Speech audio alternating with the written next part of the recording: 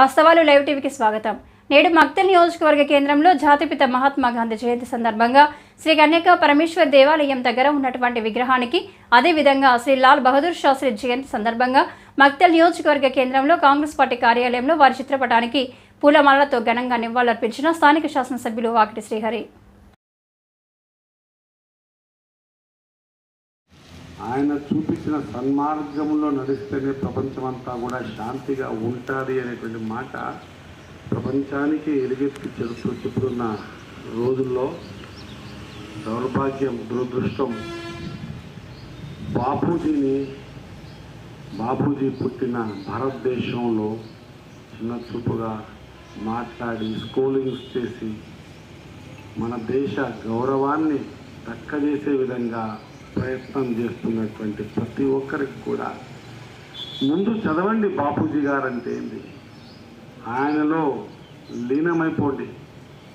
ఆ రోజుల్లో బాపూజీ గారు బ్యారిస్టర్ చదివి భారతదేశానికి వచ్చి భారతదేశంలో ఉన్నటువంటి బీద పడుగు బలహీన వర్గాలు తిండి లేని స్థితుల్లో ఆ సందర్భాలను చూసి చలించి నా దేశం ఆర్థికంగా అందరూ ఎదిగినప్పుడే నేను బట్ట కడతా అని తన సూటు బూటుని వదిలిపెట్టి ఒంటి బట్టతో జీవనం గడిపిన బాపూజీ గారి గురించి మాట్లాడే నైతిక హక్కు వీళ్ళకి ఎక్కడ ఉందని మనం మాట్లాడుతున్నాం.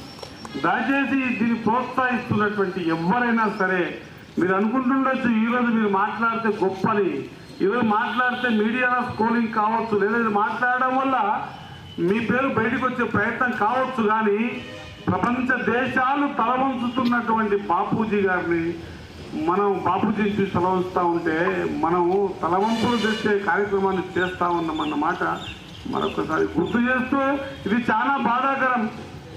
నిజంగా ఇది మాట్లాడదామని అనుకున్నా, చాలా మంది ఇక్కడ క్లబ్ చేస్తారనుకున్నా. ఈరోజు నిజంగా మనమంతా కూడా ఈ దేశంలో పుట్టిన ప్రతి పౌరుడు కూడా మహాత్మా బాపూజీ గాంధీ గారిని ఎవరినైనా అంటే మనము ఎదురు చెప్పాల్సిన అవసరం ఉన్నది. ఎప్పుడే కానీ మంచి మాట చెడు మాట కింద ఉండకూడదు, మంచి మాట చెడును కడిగే విధంగా ఉండాలి. ఆ చెడు బాపూజీ గారి గురించి చెడు మాట్లాడే ముఖం మీద కొట్టినట్టు ఉండాలన్న మాట గుర్తు చేస్తా ఉన్నా.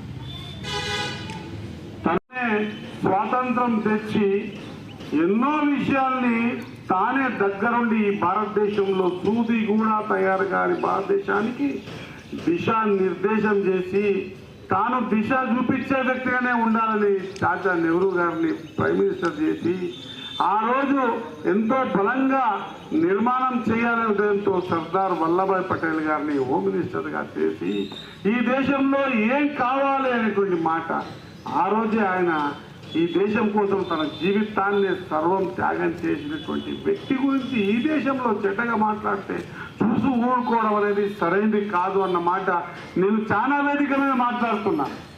బాపూజీ అని కొందరికి ఒక్కటే కాదు, వైశ్యులకు ఒక్కటే కాదు, బాపూజీ ఈ దేశానికి ప్రపంచ దేశాలకైనా ఆదర్శప్రాయుడు.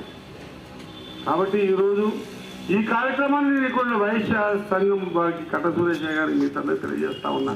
నెక్స్ట్ టైం ఈ కార్యక్రమాన్ని ఖచ్చితంగా బాపూజీ గురించి ప్రతి ఒక్కరికి తెలిసే విధంగా ఈ కార్యక్రమం స్కూల్ పిల్లలతో లేదా 10th ఇంటర్మీడియట్ పిల్లలతో 9th పిల్లలతో నింపి ఖచ్చితంగా మనం బాపూజీ గారి గురించి ప్రతి చౌరస్తలో ఒక మైకు పెట్టన్నా చెప్పే 15 ఆగస్టు 26 జనవరి కాదు, బాపూజీ జయంతి వర్ధంతి రోజు మనం బాపూజీ గారిని చెప్పకపోతే రేపు రాబోయే తరం మర్చిపోయేటట్టు ఉందన్న బాధ కలిగిస్తూ ఉందన్నమాట మరొకసారి గుర్తు చేస్తూ, ఆయన పాద ధూళికి కూడా మనం సరిపోం.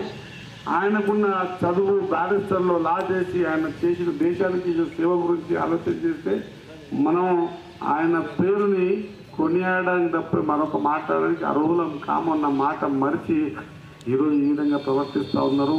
ఇది తప్పు. ఈరోజు ఎవరైతే ఈ కార్యక్రమాన్ని ఈ విధంగా చెడుగు చేస్తూ ఉన్నారో రేపు రాబోయే రోజుల్లో వారిని కూడా చెడుగా చూపించే ప్రక్రియని మనమే మన భుజస్కంధాల మీద చేయాలి. ఎవరో చేయాలనే మాట కాదు. మన బాపూజీ, మన దేశం, మన అసలు జాతిపిత ఆయన గురించి చెడుగా మాట్లాడితే ఆయన ఒక్కటే కాదు, ఈ దేశం కోసం, స్వాతంత్రం కోసం, లేదా ఈ నిజాం పరిపాలన, నిరంకుశ పరిపాలనకి ఎలుగెత్తి చాటినటువంటి చేతులని, కొడవలని, రోకళ్ళని మనం చెప్పకపోతే ఇంకెవరు చెప్తారన్న మాట గుర్తుపెట్టుకోవాల్సిందిగా, ఇది విధిగా మనం ఈ దేశంలో బతకాలంటే ఈ దేశం కోసం స్వాతంత్ర యుద్ధంలో కానీ ఆ తర్వాత నిజాం నిరంకుశ పరిపాలనని ఎలగొట్టడానికి కానీ జరిగేటువంటి పోరాట యోధులను కానీ మనం చెప్పకపోతే ఈ దేశంలో బతకడానికి అర్హులమే కాదు అన్నమాట నేను గట్టిగా తెలియజేసుకుంటూ